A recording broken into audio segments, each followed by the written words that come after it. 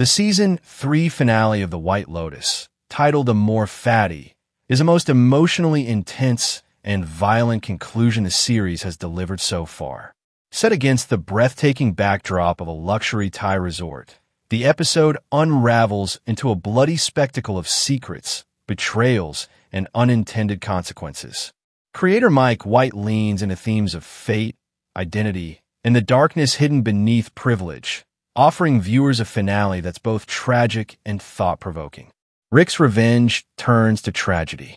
At the center of the finale is Rick Walton Goggins, whose storyline has simmered with unease all season. Convinced that resort owner Jim Hollinger, Scott Glenn, had something to do with his father's disappearance decades ago, Rick has been investigating with growing obsession. In the finale, this vendetta boils over during a breakfast confrontation. Rick pulls a gun and fatally shoots Jim in front of other horrified guests. But in a devastating twist, Jim's wife, Satala, reveals that Jim was actually Rick's biological father. Rick had spent his life seeking vengeance on the very man who had tried, albeit in his flawed way, to keep him protected from a dark past. The shocking revelation sends Rick into a spiral. Rick's girlfriend, Chelsea, Amy Lou Wood, tries to intervene and calm him down, but chaos erupts. She is accidentally shot in the crossfire. Rick, in a panic, tries to flee with her, but Satala, now fueled by a mix of grief and fury, orders her head of security to open fire.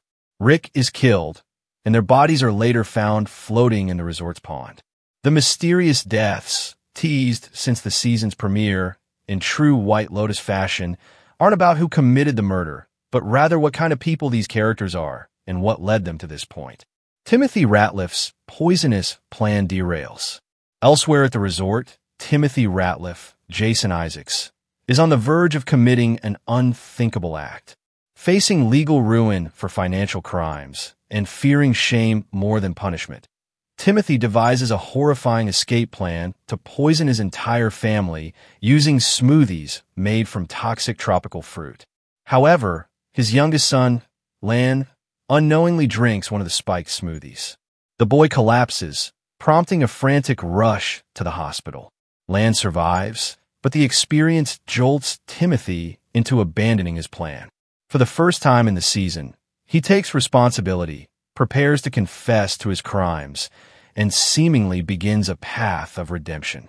Though the trauma he's inflicted on his family may be irreversible, this arc serves as a dark reflection on the consequences of unchecked male ego and the inability to deal with failure when image and pride are valued above everything else. Belinda's bittersweet win. One of the most satisfying conclusions belongs to Belinda, Natasha Rothwell, the spa manager first introduced in Season 1. After years of being overlooked and used by wealthy guests, Belinda finally gets leverage and uses it wisely. She's offered a $5 million settlement by Greg, John Grease, Tanya's widower, in exchange for her silence regarding certain shady business dealings that may have contributed to Tanya's death. Unlike in Season 1, where she was manipulated by Tanya and left with nothing, Belinda now walks away with financial freedom. She accepts the money and begins planning a better life for herself and her son, Zion. While the path to justice isn't ideal, it's one of the rare hopeful notes in a season filled with destruction. Jacqueline, Kate, and Lori, women behind the masks.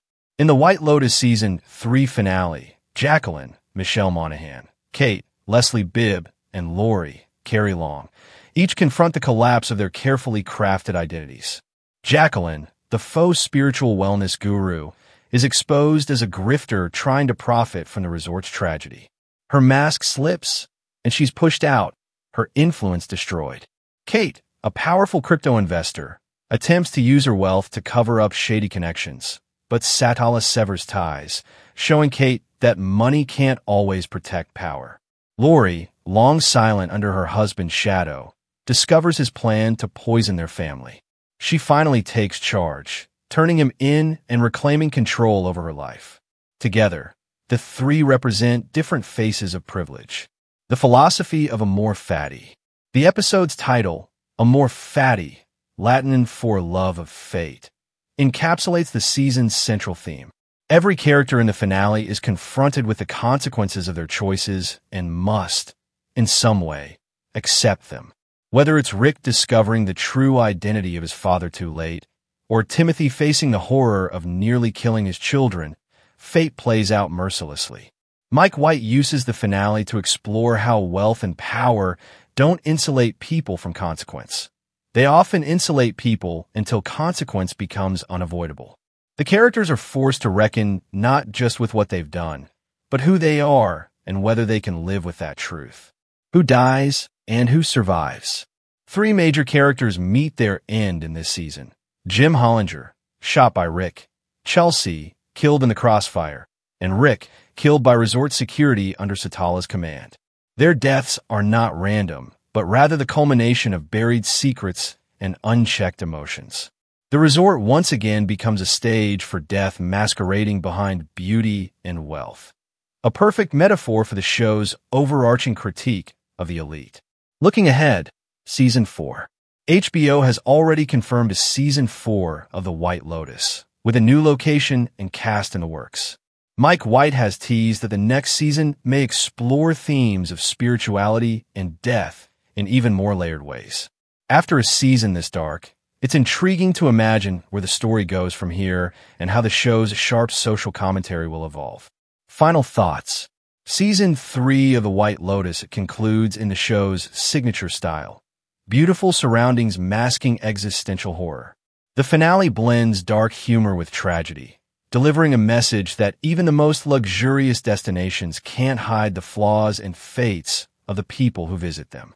It's a cautionary tale wrapped in luxury linen, where karma is served cold and often violently. Thanks for watching, and if you're new to the channel, subscribe and click the bell so you don't miss out on the latest videos of media.